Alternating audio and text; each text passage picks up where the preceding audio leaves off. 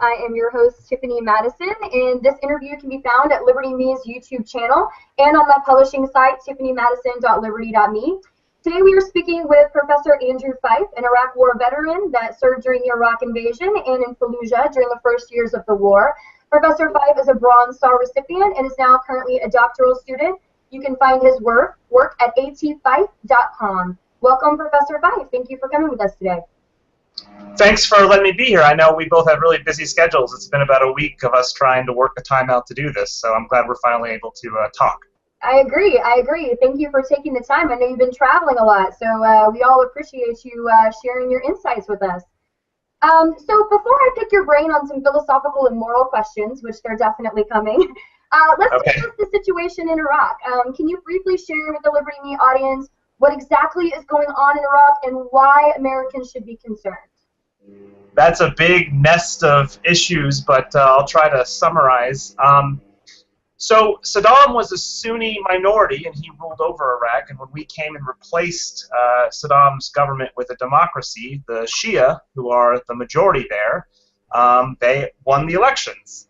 Unfortunately, they have an axe to grind against the Sunnis, and they have no interest in ruling in a post-partisan way, in a non-sectarian way. So there's been the western Iraq and northwest Iraq, where the Sunnis are, who have been disempowered by our invasion. They've become they've lost faith in that central government, although I don't know how much they had faith in that government in the first place. And they're just ripe for fighting a civil war.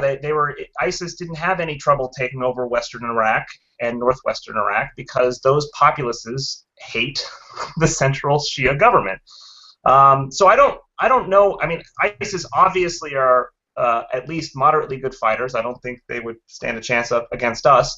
But the reason they're having such an easy time in Iraq is because they're taking over areas that are already disillusioned. That's the word I keep looking for. Disillusioned with the central Shia government. Now, maybe those Sunni areas will fight ISIS themselves and throw them away once they've freed themselves from the central government in Iraq, but ISIS is a pretty nasty group. I can't imagine that anybody wants to be ruled over by that organization. Even the Sunnis. The only reason those areas are siding with ISIS is because of their hate for the central government, the justified hate of the central government in Baghdad.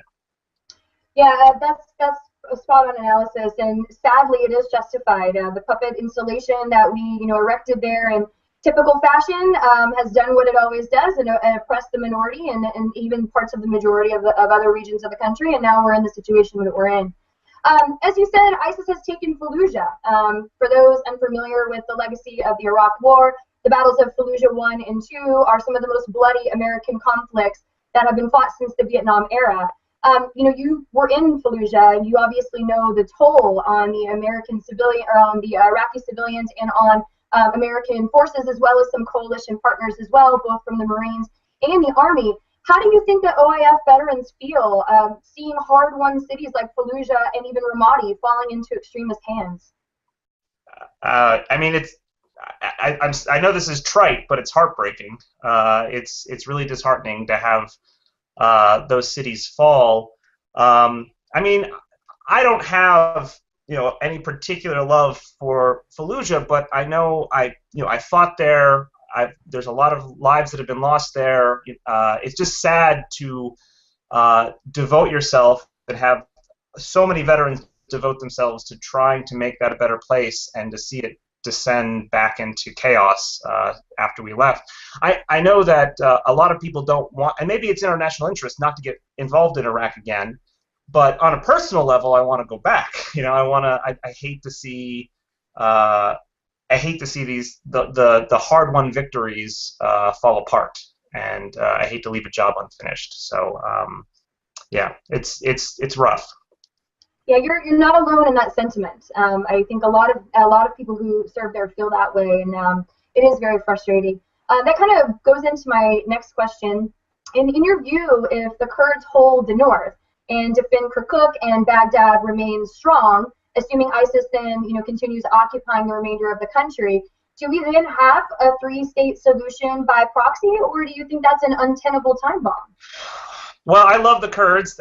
In my time there, they seem to be the only ones not trying to kill us. And I mean, so I'm happy for their being put in a better position by all this. Although, I mean, this is a terrible situation, but I think one upside is that the Kurds might finally get what they want.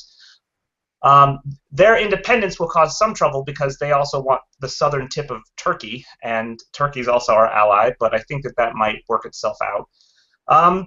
The problem with the three-state solution is that you have oil in the north and you have oil in the south. So the Shias in the south will have oil.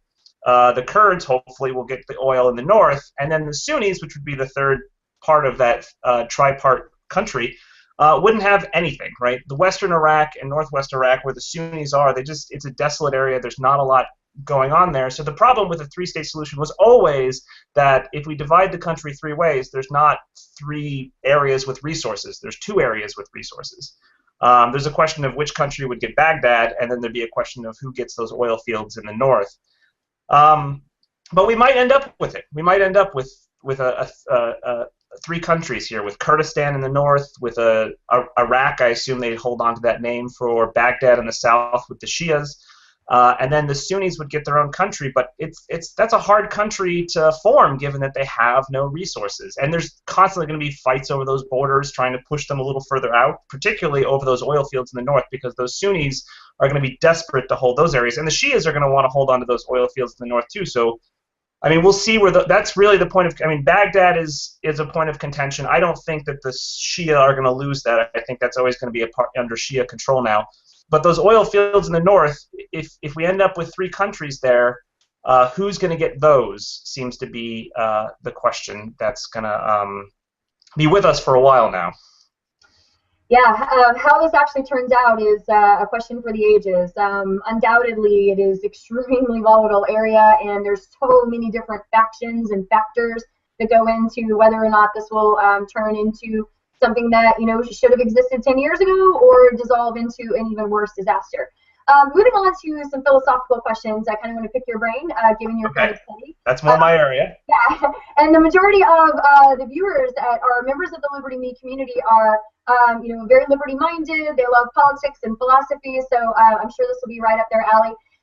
Many veterans feel that the Iraq War has kind of become our generation's Vietnam. The secrecy, the futility, nation building, that legacy, using those different delineating factors doesn't really make their comparison too far-fetched. Do you agree with the war in Iraq is akin to the war in Vietnam? And if so, what does that say about Obama's decision to send special forces in to protect our embassy at this hour as the country disintegrates into factional violence? So there are many parallels with Vietnam. I don't know about a broad comparison with Vietnam. There's so many different points. I guess I was a supporter, or not a supporter, but I was at least open to the possibility of invading Iraq in the first place when I thought, I was lied to and told there were weapons of mass destruction being developed there. I guess there obviously were not. Right, that's a big project of militarizing large-scale weapons, chemical weapons, biological weapons. There's just no way that those could have been hid in the desert or spirited away. They just weren't there, and so it's too bad that we were led to war under mistaken or false pretenses. The worst part was that once we were there was no plan. I mean, I spent the first year of the war in Iraq basically enforcing an anarchy where no one could take control, but we weren't really ruling the country either. So I think when we first showed up, the Iraqis were like, okay, you're in control. What are you going to do now, Americans? And we said, we're not in control. You guys should run your own country. And it's really, things could have gone a lot better had the Bush administration and Cheney and Rumsfeld had a plan for what to do in that country after we had taken Baghdad. Things turned around a bit with Petraeus. I think he really knew what he was doing. He was the sort of outsider at the time, making all the sorts of complaints that anybody who was there was also making, that we needed to, if we were going to stay, we had to provide security in the country and try try winning the populace over by reconstructing and ruling, as opposed to just letting bandits, criminals, gangs run that country. And also, Petraeus was willing to take the casualties required to do that. For a long time, the Bush administration, I think, was trying to keep the casualties down, and as a result, was unwilling to do the work that was necessary. So anyway, the Iraq War, I think, was a mistake, right? We shouldn't have gone in. What compounded that mistake is that we didn't have any idea, or the upper leadership didn't have any idea what they wanted to do with Iraq once they got it. As far as now, Obama seems to be trying to keep us out for the most part, right? You have McCain and Lindsey Graham, a lot of saber rattling from the same people who got us involved. I don't know. Obama seems to be somebody who's a little bit. He's not as principally against interventionism as a libertarian would, right? A libertarian thinks that we have no business using tax dollars or being involved to go around the world or be involved in other countries' problems. Obviously, Barack Obama doesn't agree with that. He seems to think that we do have a place in doing that, but he's at least pragmatic about it, and he doesn't seem like he's going to go get involved just for the sake of getting involved. He hasn't done airstrikes yet. He doesn't seem to be inclined to put troops on the ground, although except for these advisors, there's always a worry that that's going to expand, and particularly if Baghdad falls. I always think that we tend to put military in places like South Korea so that if North Korea invades, we immediately take casualties, and then we have a justification for going to war. So anytime the U.S. government puts military forces somewhere, there's a question about whether they're doing it purposely to put them in danger, so that then you have a justification for fighting back if they get attacked. Yeah, I mean, I think it's a wait and see for what Barack Obama's going to do.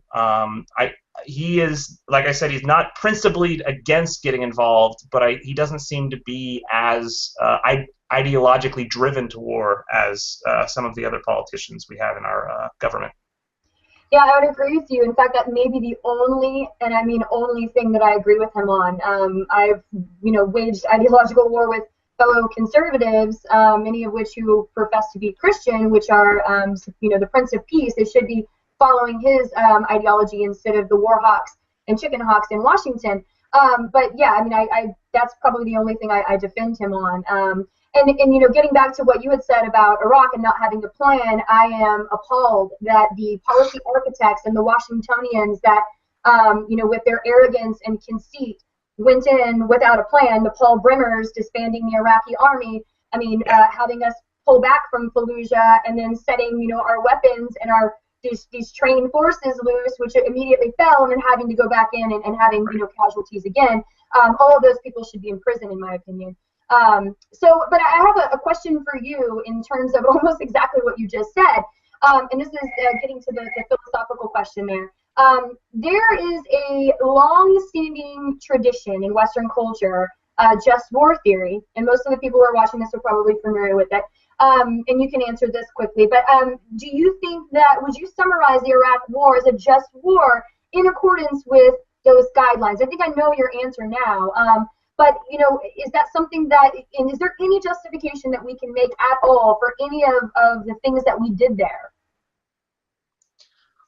Well, I guess you have to sort of look at it as, in terms of justifying, it seems like there's three phases you'd have to justify. You'd have to justify the initial invasion, and then the question is, once we were there, was a staying justified? And then I guess this third phase, if we're justified in going back or continuing to be involved. Any war that's begun on a complete mistake is an illegitimate war. So I think that the first phase is, I don't, even if it was false intelligence or mistakes or an honest, I'm unwilling to say it's a completely honest mistake, right? It's at least a lot of willful ignorance and not negligence, right? So I think that there's some culpable negligence at the least for that first phase. The second phase, after the invasion, I think that's a tough question. Once you've invaded a country on a mistake and taken out the central government, how much do you owe that populace to try to make up for that fact? So I'm not sure what to say about whether we should have stayed or how long we should have stayed or whether it was justified for us to continue to spend American taxpayers staying, or whether we had any obligation to Iraq given the Bush administration's mistake invading it in the first place. So I think that second question is really tough. As far as getting involved now, the only justification I think is on humanitarian grounds, right? If you believe in humanitarian interventions, if you think that ISIS is going to, violently oppress parts of Iraq, then maybe you can make some sort of argument. But I don't think that I don't think a libertarian would accept that as justified. So it sort of depends on whether you think that we're right to send the U.S. military to go just stop random violence in the world. But the thing about ISIS is right now it seems like we should just wait and see how it goes, just because the Sunnis in the West, I think there's a good chance that they might get rid of ISIS once ISIS has fought the central government and broke Western Iraq away from the central government. There's a good chance that the Shias, they haven't really launched their counterattack yet. They might be able to do this on their own. We don't want to just go in and be Maliki's air force for him, right? We don't want to just enforce the continuation of this Shia dominance over Iraq. So right now, I think that not even whether it's justified, just on practical terms, it seems like this is not the time to start fighting.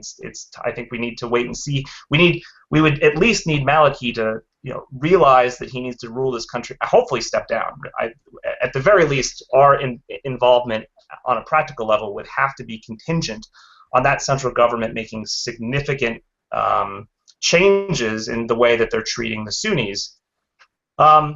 But I think that there's a good chance, even if this breaks up into three different countries, it might break up into three different countries, and maybe it's not in our interest to have ISIS ruling over that area, but I don't think that ISIS is here to stay. I think this is going to, right now, it's, I think, the best thing for us to do is to keep an eye on it. I agree, and yeah, I agree. And it's funny. I was reading. It's not funny, actually. It's terrible. But I was reading through some BBC reports that they're now threatening Jordan. So it seems like this very militant force is, just kind of hell-bent on challenging whatever ruling authority exists in any place that they kind of want to spread their ideology to. So yeah, holding and actually forming even like a Taliban-like tribal enforcement of Sharia law or whatever it is that they're seeking to enforce on the local population is highly suspect. It also reminds me of, the Anbar Awakening and how, subjected to the brutality of these foreign fighters and these radicals, the local population actually rose up and sided with the Americans, the lesser of two evils, because they were tired of being subjected to that. And you see almost the same thing happening in Syria as well. So it's very interesting that you've got these very militant, hyper radical Islamist groups trying to impose their way of life on fairly modernized or moderate people that don't want to live under that radical rule of thumb. So it is a hot contest to see who is actually going to rule that area. I have one last question for you. All right. And this is more of a kind of a philosophical, but kind of a moral question as well. So I used to be a crisis counselor actually with veterans, and so I have a soft spot. I'm a daughter of a veteran, I'm married to a veteran, and a lot of my friends are current active duty or retired veterans as well. So I've worked in that advocacy for a very long time, and so I have a different perspective, I think, than most libertarians. And when I'm trying to communicate with them, I always, since they're very staunchly anti-war, and so am I always get this same rebuttal. And when debating the legacy of the Iraq War, anti-war activists basically inform me or inform others as well that anyone who served in Iraq, since it was an unjust war, does not deserve to have their service, their sacrifice respected or even valued. In fact, they should be shunned so that future generations are not manipulated the same way that they were. A lot of these activists have a great heart and they really, really do mean the best. But approaching veterans, particularly since so many of them are liberty-minded, with such an antagonistic and almost heartless approach to their sacrifices, to me is not an effective way to spread libertarian ideals amongst constitutionalists and formerly extremely conservative veterans, especially if we want to recruit them to the liberty sphere. What do you say to critics of the Iraq War that are incapable of separating the soldier from the war?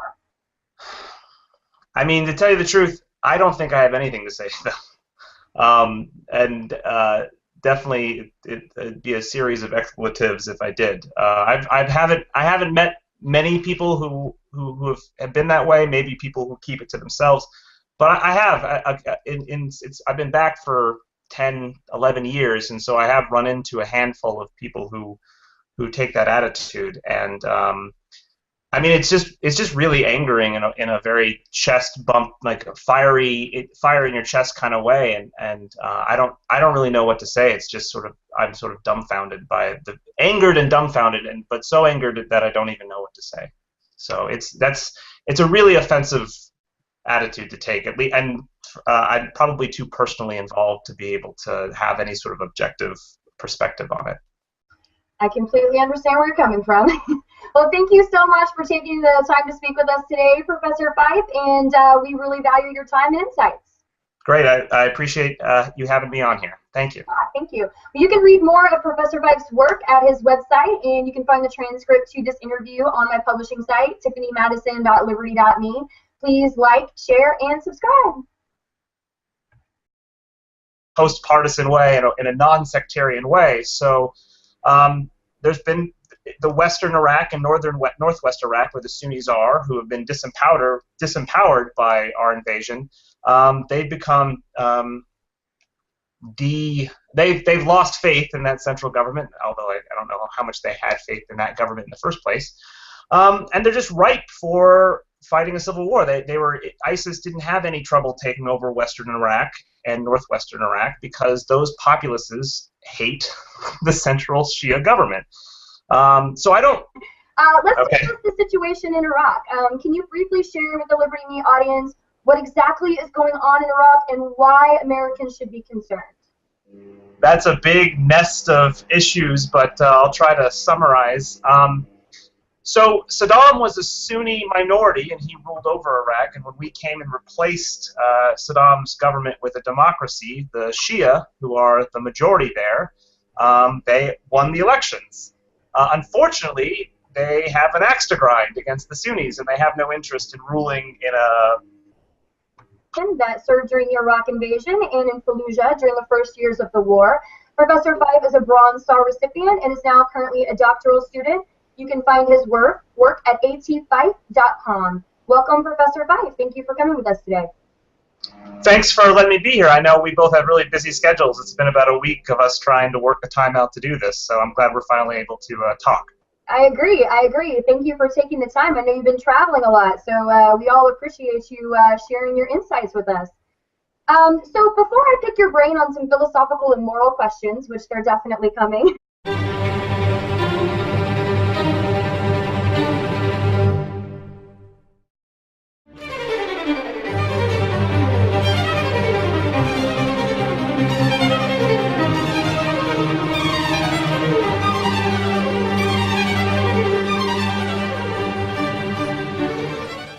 welcome to Liberty Me's Charm Offensive. I am your host, Tiffany Madison, and this interview can be found at Liberty Me's YouTube channel and on my publishing site, tiffanymadison.liberty.me. Today we are speaking with Professor Andrew Fyfe, an Iraq War veteran. I don't know. I mean, ISIS obviously are at least moderately good fighters. I don't think they would stand a chance up against us. But the reason they're having such an easy time in Iraq is because they're taking over areas that are already disillusioned, that's the word I keep looking for, disillusioned with the central Shia government. Now, maybe those Sunni areas will fight ISIS themselves and throw them away once they've freed themselves from the central government in Iraq, but ISIS is a pretty nasty group. I can't imagine that anybody wants